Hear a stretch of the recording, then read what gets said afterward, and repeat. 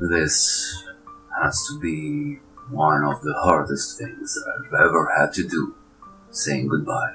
Considering what we are facing though, these words, these thoughts, should be recorded. You and I have accomplished so much in so little time, and it must seem unfair that what we have built may very well crumble so quickly, but such is life. If you haven't realized by now, it is all about the blood. We, all of us, are cursed. As a species, and as descendants of damned men and women, strife, loss, pain, these things will follow you no matter where or when you will be, and despite my century-old age, my experience, and the clarity of thought I believe I possess, I can't tell you how to escape it. Yet, despite our short time together, I know you, my hounds, my friends, my family. And what I leave you is the wisdom of the desperate parents trying to guide their children should they survive a possible last night on Earth. I am aware I might not see tomorrow, but hoping that you might. Azra, Victor, yours is the curse of seeking power. It is the curse of Tremere, and you cannot escape it. It whispers to you, it runs through your veins, it compels you to do anything to gain the knowledge that you believe it will make you rise above it all. You are inclined to detach yourselves from others, from basic human feeling, even from anything that you think might hinder your ascension. But that level of knowledge, it is likely you will never reach, not the way you view on life right now. Do not misunderstand, you are both capable, you've proven this time and again. You are sharp, strong, versatile, and determined, but you are also bound to find any excuse to grab power. You may believe your purpose is noble, righteous, but trust is all Toreador. There is no point in sacrificing your friends, your loved ones, your own souls, if ultimately that power will end up consuming you. Please anchor yourself to at least one good person and genuinely care for them, lest your beast will slowly devour you until what remains is a being of great strength, no soul. Your minds are your greatest assets, yet you will lose them if your sole purpose is chasing knowledge at any cost.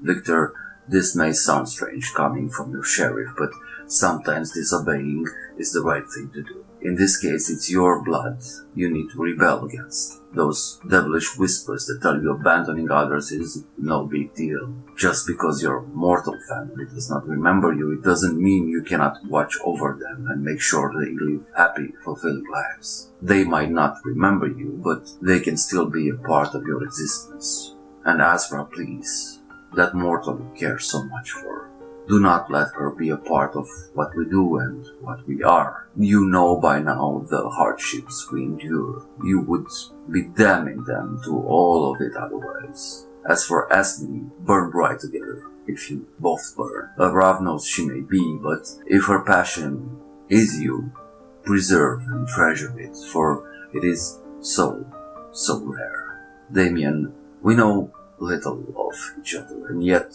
so much. I've seen those memories of yours, and you've seen mine, and so the two of us might understand one another more than anyone else. Yours, my young clanmate, is the curse of obsession. Your passion lies less in the art now, and much more in seeking. Your art is the art of the hunt. It started with that mortal you valued so much, and now I fear it has been replaced with the hunt for the one that brought you into this nightmare.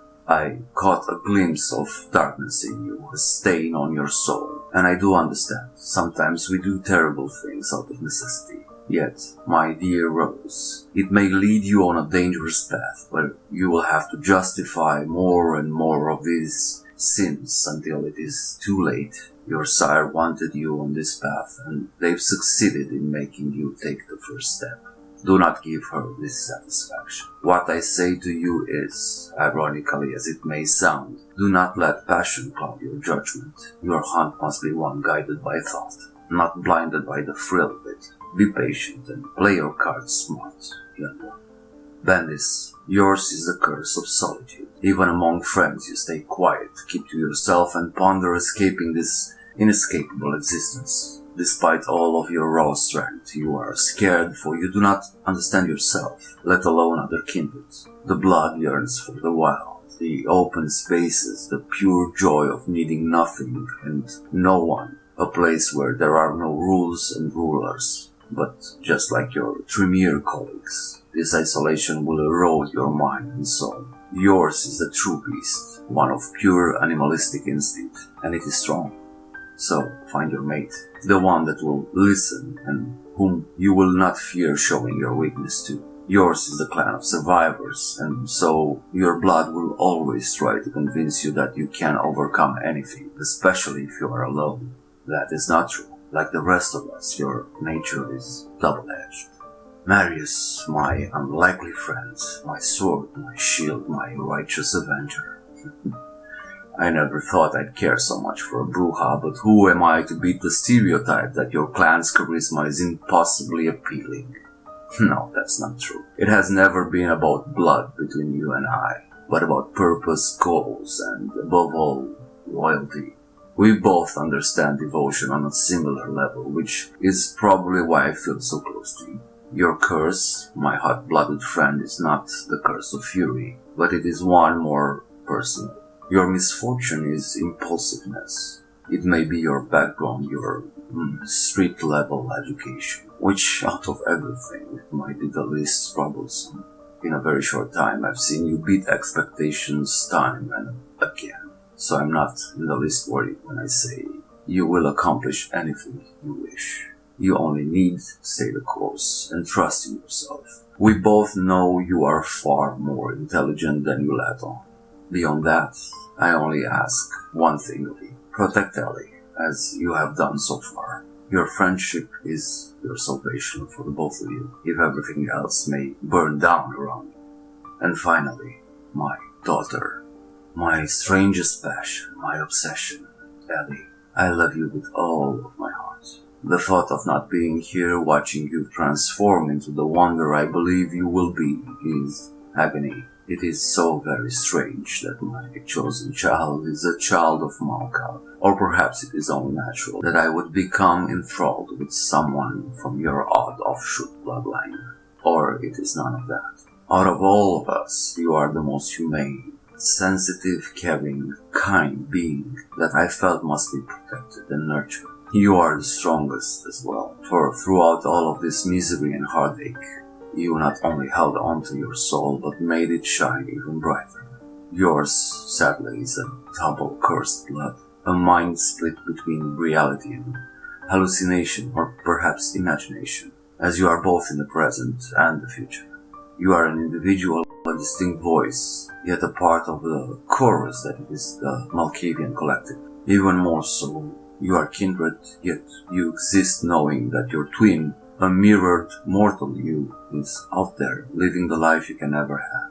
Saying this out loud makes me grieve for you as much as admire your resolve. Your second curse is that of innocence. You look at the world at others through broken, rose-tinted glasses. This, despite the optimistic outlook, I fear may turn you into a victim. I cannot tell you how to not listen to your blood. I don't think it is even possible. I cannot tell you to abandon your morality. I would never do that. But I am asking you for one thing. Keep away from this bullshit. From the politics, from the plots, from the assholes. And follow your voice. You will sing your own tale, and the ones that matter, the ones that care, will be by your side, even if I will not. Lastly, if the worst comes to pass, do not ever feel like you were abandoned. Your human parents, your sire, and possibly I, we weren't given a choice. Mortals and kindred, well, will come and go. Nothing is eternal, my love, not even us. You all are very dear to me, and I wish you nothing but the best. Even if the best is not what we are meant to have. I wish you all find your true paths, and if I may be just a little egotistic tonight, I hope you will remember me It has been an honor and a privilege knowing you, neonates. May Cain watch over you.